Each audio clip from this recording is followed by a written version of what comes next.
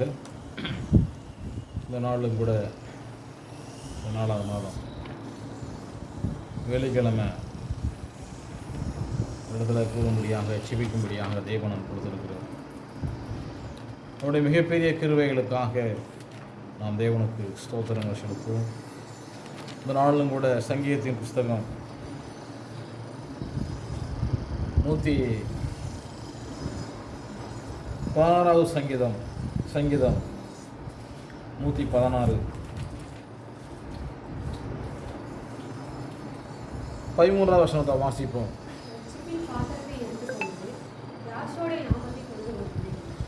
தேவனுடைய பரிசுத்தமான நாமத்துக்கு ஸ்தோத்திரம் உண்டாதாக. இரட்சிப்பின் பாத்திரத்தை எடுத்துக்கொண்டு யாசோடைய நாமத்தை தொழுது கொள்வேன் என்று சொல்லி நாம் சங்கீதத்திலே வாசிக்கிறோம்.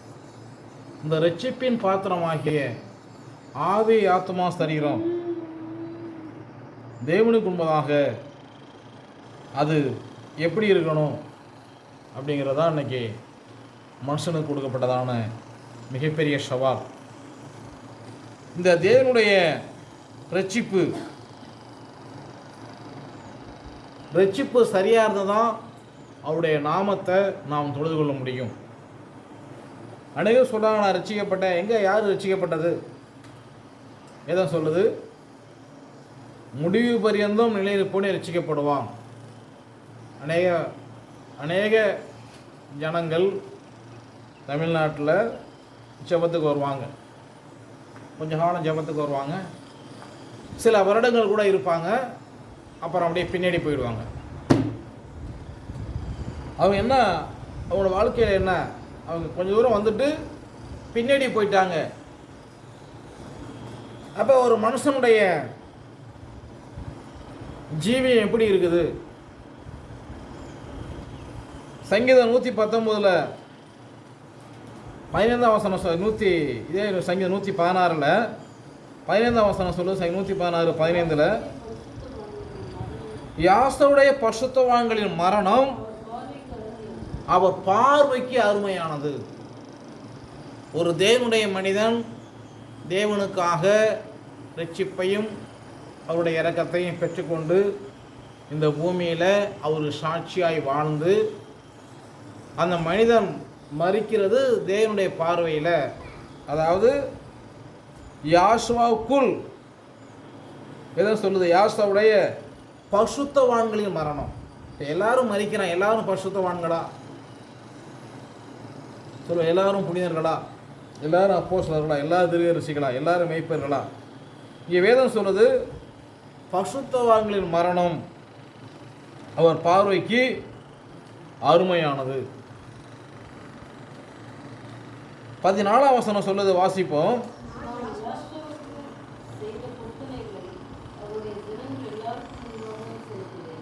அநேகர் பொருத்தனை செய்வாங்க, செலுத்த மாட்டாங்க. ஆனால் தாவீது சொல்கிறாரு, ஜனங்கள் எல்லாருக்கும் முன்னதாக செலுத்துவேன். தேவன் செஞ்ச நன்மையான காரியங்களை என்ன செய்ய வேண்டும்? ஜனங்கள் எல்லாருக்கும் முன்னதாக நாம் செலுத்த வேண்டும் என்று சொல்லி வேதம் சொல்லுது. நான் யாசாவுக்கு செய்த பொருத்தனைகளை அவருடைய ஜனங்கள் எல்லாரும் முன்பாக செலுத்துவேன். யாசோடைய பரிசுத்த மரணம் அவர் பார்வைக்கு அருமையானது. மரணம் எல்லா மனுஷனுக்கும் உண்டு. ஆனால் அநேக மரணங்கள் எதை சொல்லுது? விருந்து வீட்டுக்கு போகணும், துக்க வீட்டுக்கு போக நலம் என்று சொல்லி, விருந்து வீட்டு போயிலும் துக்க வீட்டுக்கு போவது நலம். இப்போ இந்த வாரத்தில் ஒருத்தவங்க இறந்து போயிட்டாங்க. பண்ருட்டி விழுப்புரத்துலேருந்து 1 மணி நேரம் ட்ராவல். போயிட்டு அவங்கள வேத ஒழுங்கின்படி அடக்கமெல்லாம் பண்ணியாச்சு. அங்கே பார்த்துட்டு சுச்சுவேஷனை பார்த்துட்டு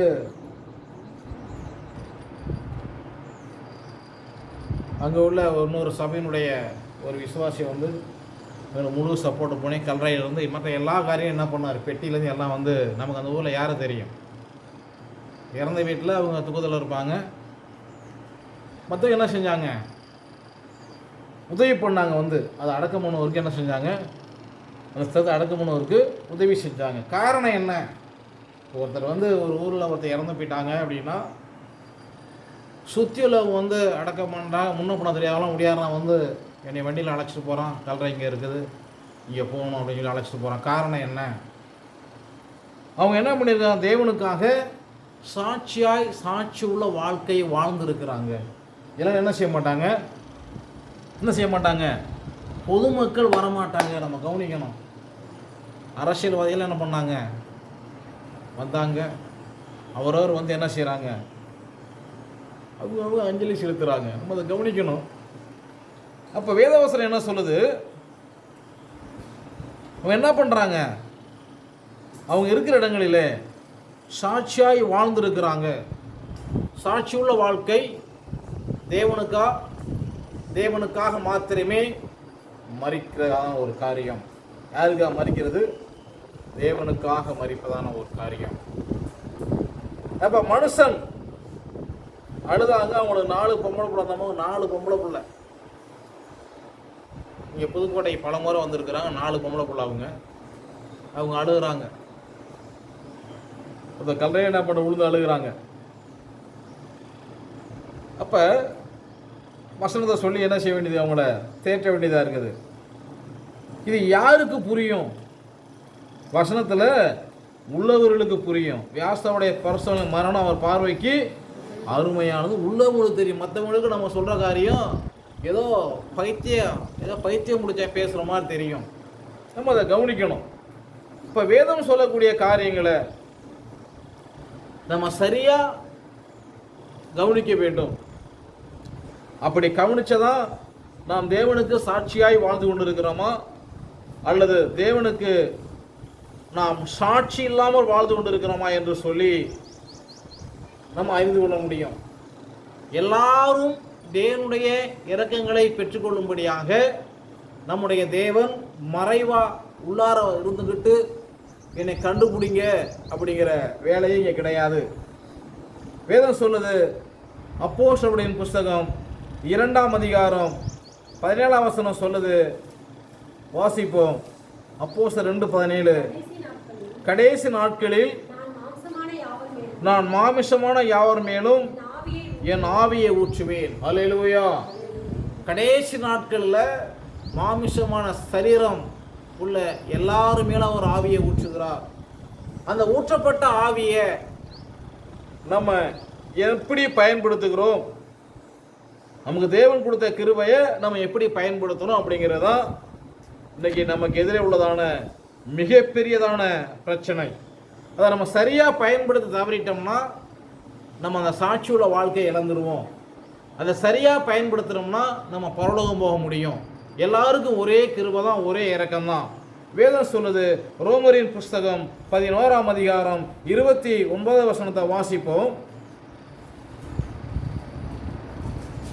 ரோமர் 11:29. தேவனுடைய கிருபை வரங்களும் அவர்களை அழைத்த அழைப்பும் மாறாதவைகள். அல்லேலூயா. ஒருத்தரை ஒரு மாதிரியும் இன்னொருத்தரை ஒரு மாதிரியும் நம்முடைய தேவன் அழைக்க கிடையாது. எல்லா மனுஷனையும் தன்னுடைய சொந்த சுய இரத்தத்தினாலே சிலுவை மரணத்தினாலே சம்பாதித்து இருக்கிறார். அல்லேலூயா. இதை யாரும் மறந்து போகக்கூடாது. எல்லா மனுஷனும் கொடுக்கப்பட்ட ஒரே கிருபை இரத்தத்தினாலே பாவமன்னிப்பு என்றதான கிருபையை தேவன் நமக்கு இலவசமாய் கொடுத்திருக்கிறார். இது மாறாததான ஒரு கிருபை. இப்போ அவங்க பயன்படுத்துகிறதான் தெரியும். ஒரு மனுஷன் மரித்து போன ஒரு பாடு அங்கே போனால் தெரியும் இவர்கள் எப்படி வாழ்ந்தாங்க, அல்லது இவர்களை மாதிரி ஒரு மோசமானவங்க நான் பார்த்தது இல்லைன்னு எங்கே தெரியும்? அந்த மரணத்தில் தான் தெரியும். அல்லேலூயா. எங்கே தெரியும்? மரணத்தில் தான் தெரியும். அது வரையிலும் தெரியாது. இந்த மரணம் ரொம்ப மனுஷனுக்கு முக்கியமானது. மரணம் மனுஷனுக்கு முக்கியமானது. அந்த முக்கியமானதா முக்கியம் இல்லாதாங்கிறத இந்த வசனம் சொல்லுது. 11:29 ரோமரில், தேவனுடைய கிருபை வரங்களும் அவர்களை அழைத்த அழைப்பும் மாறாதவைகளே. அல்லேலூயா. தேவன் நம்மளை அழைச்சிருக்கிறாரு, அது மாறாது. அவர் ஒரு தடவை சொன்னது தான், அவர் சொல்லாகும், கட்டையில் நிற்கும். அதை போய் நின்றுக்கிட்டு திரும்ப திரும்ப என்ன செய்யக்கூடாது? என் மேலே பிரியமாக இருக்கிறாரா இல்லையா, என் மேலே அன்பாக இருக்கிறாரா இல்லையா, என் மேலே எப்படி இருக்காருன்னு தெரியலையே, சந்தேகத்துக்கு காரணம் என்ன? தேவன் மேலே போதுமான அன்பு கிடையாது. தேவனுடைய வார்த்தை மேலே விசுவாசம் கிடையாது. ஒரு மனுஷனுக்கு தேவன் மேலே அன்பும் விசுவாசம் இருந்தால் என்ன பண்ணுவாங்க? அவர்களுக்குள்ள சந்தேகம் வராது. என்ன பண்ண? தேவனை பற்றி சந்தேகம் வராது. ரோமரின் புஸ்தகம் 11ஆம் அதிகாரம் 8ஆம் வசனத்தை வாசிப்போம்.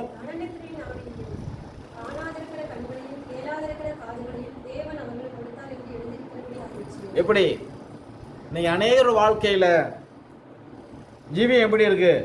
ஃபுல்லாக தூங்கிக்கிட்டே இருப்பாங்க. அவங்க ஜீவியம், ஆவிக்குரிய வாழ்க்கை எப்படி இருக்குது? ஒரே தூக்கம். சத்தியத்தை குறித்து பார்க்குறப்ப காணாது இருக்கிற கண்கள், சத்தியத்தை பற்றி அவங்களோட கண்கள் திறக்கப்படலை. அடுத்து கேளாது இருக்கிற, என்ன சொன்னாலும் கேட்க மாட்டாங்க. எங்களுக்கு தெரியும், தமிழில் இயேசுன்னு தான் கொடுத்துருக்குது, அதனால் எங்களுக்கு தெரியும். இங்கிலீஷில் ஜீசஸ் கொடுத்து எங்களுக்கு தெரியும். என்னது? இதெல்லாம் தெரியும். இப்படி மெண்டல் மாதிரி என்ன செய்யறது?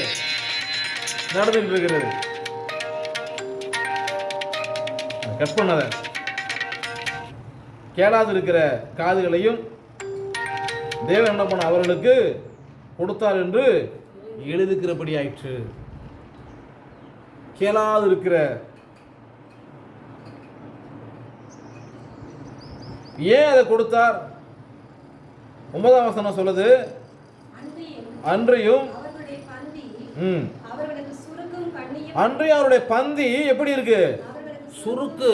சாப்பிட்ற சாப்பாடு அவங்களுக்கு என்ன செய்யாது? சரியா டைஜஷன் ஆகாது, சீரணம் ஆகாது.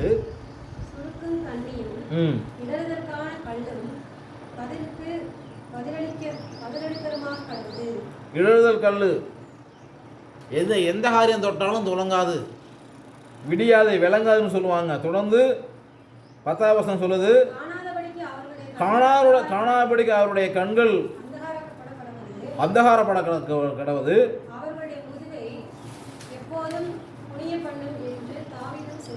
முதுக எப்போதும் குனிய பண்ணும். அவங்களால என்ன செய்ய முடியாது? நிமிர்ந்து நடக்க முடியாது. என்ன பண்ண முடியாது? அவர்களால் என்ன செய்ய முடியாது? தன்னுடைய ஆவிக்குரிய வாழ்க்கையில் என்ன செய்ய முடியாது? அவங்களால நிமிர்ந்து நடக்க முடியாது. சத்தியத்தை என்ன பண்ண முடியாது? சரியா சொல்ல முடியாது, நிமிர்ந்து நடக்க முடியாது. வேதம் சொல்லு, சங்கீதக்காரன் சொல்றாரு, சங்கீதம் 66 11ஆம் வசனம் சொல்லுது, 66:11, எங்களை வலையில் அகப்படுத்தி இடுப்புகளின் மேல் வருத்தமான பாரத்தை ஏற்றினி. அல்லேலூயா. ஏன் வருத்தமான பாரத்தை ஏத்துறாரு? காரணம் என்ன? அனைவரோட வாழ்க்கையில் வருத்தத்துக்கு காரணம் என்ன? இவங்க மெசியா சொன்னாரு, வருத்தப்பட்டு பாரம் சமூகம் எல்லாம் எடுத்து வாங்கினாரு, இவங்க வரலை. அதனால என்னது? அவனால் நிமிக்கிற ஆவிக்குரிய வாழ்க்கையில் நிமிர முடியாது. என்ன செய்ய முடியாது? நிமிர்ந்து நடந்து போக முடியாது. இந்த சரீரப்பரமான இடுப்பு வலியோ இல்லை உடல் ஊனத்தையும் நான் சொல்லலை. அவங்க ஆவிக்குரிய என்ன செய்ய முடியாது? அவங்களால சத்தியத்தை சரியாக பின்பற்ற முடியாது. அப்போ என்ன பண்ணுவாங்க? அவங்க சத்தியத்தை பின்பற்றாமல் ஏதோ இருப்பாங்க, அவ்வளோதான். இப்போ சத்தியத்தை நம்ம உள்ளபடி சொல்லணும். தேவன் அழைச்சிருக்காரு, அந்த அழைப்பு மாறாது. அது சரியாக உறுதியாக பற்றி பிடித்து கொள்ளணும். அது மாதிரி பேர் மாறாது. எந்த ஊருக்கு போனாலும் தேவனுடைய பேர் மாறாது. இஸ்ரவேலின் தேவன், அவர் யார்? மாறாதவர். அவர் இருக்கிறாவே இருக்கிறார். அவர் நேற்று இன்று நாளை என்றும் மாறாத தேவன். இப்போ மாறாத தேவனை நம்ம என்ன செய்யணும்? உறுதியாய் பற்றி பிடித்து கொள்ள வேண்டும். தேவன் நமக்கு நல்லவராய் இருக்கிறார். தேவனும் யாரா இருக்கிறாரு? நல்லவராய் இருக்கிறார். இந்த நல்ல தேவனை நான் உறுதியாய் பற்றி பிடித்து கொள்ளணும். தேவன் நம்ம அழைத்த அழைப்பும் அவருடைய கிருபை வரங்களும் ஒருபோதும் மாறாது. ஆரம்பத்தில் நாம் தேவன் மேலே கொண்டிருந்த விசுவாசம், நம்பிக்கை இப்போ எங்கே போச்சு அப்படிங்கிறத நான் வேத வசனத்தின் மூலமாக அறிந்து கொள்ள வேண்டும். வாசிப்போம். கலாத்தியரின் புஸ்தகம் 3ஆம் அதிகாரம் 2 வாசிப்போம். ஒன்றை மாத்திரம் உலகத்தில் அறிய விரும்புகிறேன், நியாயப்பிரமாணத்தின் கிரியினாலேயோ விசுவாச கேள்வியினாலேயோ எதனாலே ஆவியை பெற்றீர்கள்? ஆவியினாலே ஆரம்பம் பண்ணின நீங்கள் இப்பொழுது மாம்சத்திலே முடிவு பெற போகிறீர்களா? நீங்கள் இத்தனை புத்தியினரா? இத்தனை பாடுகளையும் வீணாய்ப்பட்டீர்களோ? வீணாய் போயிடுச்சு. அல்லேலூயா. ஆவியில தேவன் நம்மளை ஆரம்பிச்சு வச்சிருக்கார். தன்னுடைய கரத்தினாலே பூமியின் கடையாந்திரத்திலிருந்து மண்ணை எடுத்து தமது சாயலை உருவாக்கி ஜீவ சுவாசத்தை தமக்குள்ளே ஊதி இந்த பூமியில ஆவியில வச்சு தேவன் நம்மளை ஆசீர்வதிக்கிறார். ஆதியாகமம் 1ஆம் அதிகாரம் 26, 27 வசனங்களை வாசிப்போம். தான் தெரியும், வாசிக்க வேண்டாம். அது மாதிரி ஆதியாகமம் 2ஆம் அதிகாரம் 7ஆம் வசனத்தை வாசித்தாலும் அதில் உண்மை தெரியும். அப்போ மண்ணினாலே உருவாக்கி ஜீவ சுவாசத்தை அவனுக்குள்ளே ஊதி மனுஷன் ஜீவனானான், அவன் ஜீவாத்மாவானான்.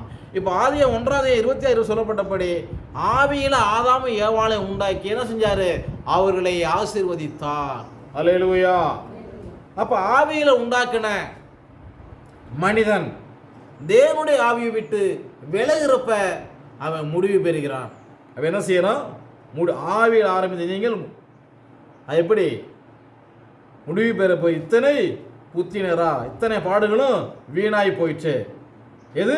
இத்தனை பாடு என்ன ஆயிடுச்சு? வீணாய் போயிடுச்சு. தொடர்ந்து கலாத்தியர் 3ஆம் அதிகாரத்தில் 6ஆம் வசனத்தை வாசிக்கிறப்ப அப்படியே ஆபிரகாம் தேவனை விசுவாசித்தான், அது நீதியாக எண்ணப்பட்டது. இப்போ தேவனை விசுவாசிக்கிறோம், தேவனுடைய பிள்ளைகளாக இருக்கிறோம். என்ன பிரச்சனை, என்ன போராட்டம், என்ன துன்பம் என்ன வந்தாலும் அவருடைய விசுவாசத்திலையும் அந்த ஆவியை விட்டு அவருடைய அன்பிலையும் ஒரு மனுஷன் வெளியே போயிட்டானா அவன் திரும்ப அந்த இடத்தை பெற்றுக்கொள்ள முடியாது. அல்லேலூயா. என்ன செய்ய முடியாது? பெற்றுக்கொள்ள முடியாது. அந்த இடத்துல நீ பார்த்தீங்கன்னா மிகப்பெரிய கொடுமை. ஜனங்கள் ஒரு இடத்துல இல்லை, ஒவ்வொரு விசுவாசி ஒவ்வொரு ஊரில் இருக்கிறாங்க. இப்போ 8 மணி சொல்கிறாங்க இறந்து போயிட்டாங்க, ரைட்டு, சந்தோஷம், அடக்கம் பண்ணணும். எப்படி அடக்கம் பண்ணுறது? கோயில் அந்த ஊர் என்ன செஞ்சிட்டாங்களாம், ஏதோ அவங்க கோயில் திருவிழாவும், அதனால் இறந்த பாடி வைக்க உடனே தூக்கிடணுமா, காலைல 6 மணிக்கெல்லாம் எடுத்துருங்க, உடனே போய் ஏதோ பண்ணிடுங்க, நாங்கள் செய்கிறோன்னா உடனே எரிச்சிடறோம், நீங்கள் செய்கிற என்ன பண்ணணும் உடனே செஞ்சிடுங்க. சரி, உடனே எடுத்துறோன்னு சொல்லியாச்சு. உடனே இங்கேருந்து உடனே கிளம்பி விழுப்புரம் போய் 3 மணிக்கு போய் அங்கே இறங்கி அதுக்கப்புறம் அங்கே போய் வெயிட் பண்ணி அங்கே போய் அந்த ஊருக்கு போய் பிடிச்சி உடனே போய் அங்கே ஜோமணி எடுத்து கொண்டு போயாச்சு. கொண்டு போய் 8, 8:30 காலையில் அடக்கம் பண்ணி கொண்டு போய் சீக்கிரமாக. இப்போ நம்ம கவனிக்கணும், ஏன் அதை சொல்ல வர்றேன்? அவங்க சொல்லிடலாம்ல, சரி எப்படியே ரைட்டு செத்து போயிட்டு போகுது. என்ன வித்தியாசம்? இப்போ நம்மக்கிட்ட பணம் நிறையா இருந்தால் நம்ம என்ன செய்யலாம்? இஸ்ரவேல் தேசத்துக்கு நேரடியாக பிளேட் ஏறி போகலாம். இப்போ என்ன செய்யலாம்? ஆபிரகாமுடைய கல்லறையை பார்க்கலாம், சாராளுடைய கல்லறையை பார்க்கலாம். ஒருவேளை அந்த அம்மா சரி பரவாயில்லப்பா சார் நீங்கள் வர வேணாம், அவங்க முறைப்படி செஞ்சுட்டு போட்டோம் அப்படின்னு எரிச்சிட்டா என்ன பண்ணிடுவாங்க? அடையாளம் இல்லாமல் போயிடும். என்ன இல்லாமல் போயிடும்? சமாதி இல்லாமல் போயிடும். அவ்வளோ இருந்தாங்க அவ்வளோதான். இப்போ நமக்கு என்ன உண்டு? அடையாளம் உண்டு, சாட்சி. நம்ம எங்கே ஆரம்பித்தோம்? ஆவியில். அந்த ஆவி எங்கே ஒப்படைக்கணும்? தன்னை தந்த தேவனிடத்தில் மறுபடியும் ஒப்படைக்கணும். அது நம்மேல் விழுந்த கடமை. என்ன செய்ய? நம்மேல் விழுந்த கடமை. இதில் நம்ம என்ன செய்யக்கூடாது? அசதியாக இருக்கக்கூடாது. என்ன செய்ய? அசதியாக இருக்கக்கூடாது. ஆகையினால ஆபிரகாம் தேவனை விசுவாசித்து தேவனுடைய வாக்குத்தங்களுக்கு செவிசாய்த்து தேவனுக்காக மாத்திரமே அவர் இந்த பூமியில் ஈசாக்கை வளர்த்தார். ஆகையினால ஆபிரகாம் ஆசீர்வதிக்கப்பட்டார். இன்னைக்கு ஆபிரகாம் பற்றி நம்ம பேசிக்கிட்டு இருக்கிறோம். ஆபிரகாம் பற்றி பேசிகிட்டு இருக்கிறோம். நம்ம என்ன கிடையாது?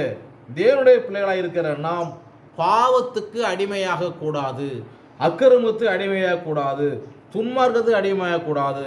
நாம் தேவனுடைய பார்வையில் வாக்குத்தத்தம் உள்ள சந்ததிக்கு நாம் பிள்ளையாக இருக்க வேண்டும். வேதம் சொல்லுது, கலாத்தியரின் புஸ்தகம் 4ஆம் அதிகாரம் 28ஆம் வசனத்தை வாசிப்போம். சகோதரரே, நாம் ஈசாக்கை போல வாக்குத்தத்து பிள்ளைகளாய் இருக்கிறோம். அல்லேலூயா. ஈசாக்கை போல நம்ம என்ன உண்டு? வாக்குத்தத்தின்படி நம்ம பிள்ளைகள். யாருக்கு? ஆபிரகாமுக்கு. வாக்குத்தத்தின்படி யாரா இருக்கிறோம்? பிள்ளைகளாய் இருக்கிறோம். அப்போஸ்தலர்களின் புஸ்தகம் 2ஆம் அதிகாரம் 39ஆம் வசனத்தை நம்ம வாசிப்போம். உங்களுக்கும் உங்கள் பிள்ளைகளுக்கும் நம்முடைய தேவனாகிய யேசுவா வரவழைக்கும் தூரத்தில் உள்ள யாவருக்கும் உண்டாயிருக்குது. அல்லேலூயா. அப்ப ஆபிரகாம் கொடுத்த ஆசீர்வாதம் தூரத்தில் உள்ள யாவருக்கும் உண்டாயிருக்குது. ஆபிரகாமின் குமாரனான தாவீதின் குமாரனான யாசோமிஷ வம்ச வரலாறுன்னு சொல்லி மத்தேயு 1:1 ஆரம்பிக்குது. இப்போ நம்ம ஆபிரகாமின் குமாரனான தாவீதின் குமாரனான யாசுவா மெசியாவின் அடுத்து நம்ம பேரை போட்டுக்கணும். அடுத்து நம்ம பேர் என்ன செய்யணும்? போட்டுக்கணும். ஆபிரகாமின் குமாரன், தாவீதின் குமாரன், யாசுவா மெசியா, உங்கள் பேரை போட்டுக்கணும். இதான் அந்த வாக்குத்த வரிசையில் நம்ம என்ன செய்கிறோம்? இடம் பெற விசுவாசிக்கிறீங்களா? இதை போடுறீங்களா? இது என்ன செய்யணும்? போடணும். அப்படி இல்லைன்னா நீங்கள் புறம்பே தள்ளப்படுவீர்கள். வேதம் சொல்லுது, கலாத்தியரின் புஸ்தகம் 4ஆம் அதிகாரம் 30ஆம் வசனத்தை வாசிப்போம். வேதம் என்ன சொல்லுது? அடிமையான மகன் சுயநலனுடைய குமாரன் சுதந்திரவாளியாக இருப்பதில்லை. ஆகையால் அடிமையானவளையும் அவனுடைய மகனையும் புறம்பே தள்ளு என்று வேதம் சொல்லுகிறது. அல்லேலூயா. இப்போ வாக்குத்தின்படி அவன் ஆபிரகாம், ஈசாக்கு, தாவீது, யாசுவா மெசியா அவருடைய சொந்த பிள்ளையாக நம்ம அந்த பூமியில் இருக்கணும். இல்லைன்னா அவர் வருகை நாளிலே புறம்பே தள்ளப்படுவோம். இதை மறந்து போக வேண்டாம். வேதம் ரொம்ப தெளிவாக இருக்குது. மொழிபெயர்ப்பில் என்னதான் குளறுபடி பண்ணாலும் தேவன் என்ன பண்ணுறாரு? அதை ஏற்ற காலம் வர்றப்ப அதை தெளிவுபடுத்துகிறாரு. நம்ம தேவன் சத்தியத்தை வெளிப்படுத்தியிருக்காரு. நம்ம அறிந்து கொண்டோம். பரலோகமுக்கு ஒரே வழி, ஒரே ஞானஸ்தானம். அப்போஸ்தலர் 38 யாசுவா மெசியா பேரில் எடுத்தால் மாத்திரமே பரலோகம் போக முடியும். ஆக நான் இதை பற்றி மேலும் அறியணும். என்ன செய்யணும்? எவ்வளோ தொடர்பு கொண்டால் செபித்து என்ன செய்யலாம்? அவருடைய சத்தியத்தை சரியாக நம்ம பிடித்து கொள்ளணும். நம்ம எங்கே செய்தி ஆரம்பித்தோம்? சங்கீதத்தில் நம்ம பார்த்தோம். அவர் செய்த உபகாரங்கள் என்ன சொல்லுது? ரட்சிப்பின் பாத்திரம் யாச நாமத்தை தொழுது கொள்ளுவேன். இந்த ரட்சிப்பின் பாத்திரம் ஆவி, ஆத்மா, சரீரம் பரிசுத்தமாய் நாம் தேவனை எப்பொழுதும் தொழுது கொள்ள ஆயத்தமாக இருக்க வேண்டும். அதில் குறைவிடும் என்று சொன்னால் பரலோகம் போக முடியாது. என்ன செய்ய முடியாது? பரலோகம் போக முடியாது. ஆகையினால நான் தமிழை தான் சொல்லுவேன். சரி, தமிழை நீங்கள் இயேசுன்னு சொல்லுவீங்க. இங்கிலீஷ்காரன் அவன் ஜீசன்னு சொல்லுவான். ஹிந்தி அவங்க பாஷையில், மலையாளம் அவங்க பாஷையில், தெலுங்கு அவங்க பாஷையில், மராட்டி அவங்க பாஷையில். எப்படி அது? ஊருக்கு ஒரு பேரா? வேதம் என்ன சொல்லுது? கலாத்தியரின் புஸ்தகம் 3ஆம் அதிகாரம் 15ஆம் வசனத்தை வாசிப்போம். சகோதரரே, மனுஷர் முறையின்படி சொல்லுகிறேன், மனுஷருக்குள்ளே உறுதி பண்ணப்பட்ட உடன்படிக்கையை ஒருவனும் தள்ளுவதுமில்லை, அதனோடு ஒன்றையும் கூட்டுறது கிடையாது. மனுஷனுடைய காரியத்தில் ஒன்றையும் கூட்டுறதும் கிடையாது, தள்ளுறதும் கிடையாது. தொடர்ந்து வாசிப்போம். ஆபிரகாமுக்கும் சந்ததிக்கும் வாக்குத்தத்தங்கள் பண்ணப்பட்டன, சந்ததிகளுக்கு என்று அநேகரை குறித்து சொல்லாமல் உன் சந்ததிக்கு என்று ஒருவனுக்கு சொல்லியிருக்கிறார். அந்த சந்ததி மெசியாவே. ஒரே சந்ததி, ஒரே தேவன். அந்த சந்ததி மெசியா தான், யாசுவா மெசியா தான். ஊருக்கு ஒரு பேர் கிடையாது. அல்லேலூயா. அது தவறானது. அப்ப பிதா குமாரன் பரிசுத்தாய் பேர்ல ஞானஸ்நானம் எடுத்தா பரலோகம் போக முடியாது. என்ன செய்ய முடியாது? பரலோகம் போக முடியாது. பற்றி அறியணும்னா என்ன பண்ண, எங்களோட தொடர்பு கொள்ளுங்க. பரலோகம் போக முடியாது. வேதம் ரொம்ப தெளிவாக சொல்லுது. பிதா குமாரன் பரிசுத்தாய் நாமம், பிதாவோட பேர் தெரியணும். பிதாவுடைய பேர் யாசுவா, குமாரனுடைய பேர் மெசியா, பரிசுத்தாவி வழி நடத்தணும். அதான் அப்போஸ்தலர் 2:38 சீசர்கள் அவர் கூட இருந்தாங்க 3.5 வருஷம். அதனால என்ன பண்ணாங்க, அவங்க யாசுவா மெசியா நாமத்தில் ஞானஸ்தானம் கொடுத்தாங்க. பைபிளில் கர்த்தரா இயேசுன்னு போட்டிருக்குது. அப்போ பிதா அப்படின்னா சர்டிஃபிகேட்டில் பிதாவோட பேர் என்ன, அங்கே போய் பிதான்னு எழுத மாட்டாங்க. ஒரு சாதாரண சின்ன விஷயம் அறவேக்காடு கிறிஸ்தவர்களுக்கு தெரியல. பிதான்னா பிதா, குமாரன் பேரண்ட குமாரன் தான். இப்போ எந்த குமாரன் தான்? என்னப்பா குமாரன் அது? என்ன இதெல்லாம்? கொஞ்சமாவது இருக்கணும். நன்றாக கவனியுங்கள். வேதம் ரொம்ப தெளிவாக சொல்லப்பட்டிருக்குது. ஆகையினால அந்த ஒரே சந்ததி மெசியா தான். அதை நம்ம புரிந்து கொள்வோம், அதை அறிந்து கொள்வோம். தேவன் நம்மளை ஆசீர்வதிப்பாராக. செபிப்போம். துதிக்கிறோம் தேவனே, ஸ்தோத்திரிக்கிறோம் அப்பா.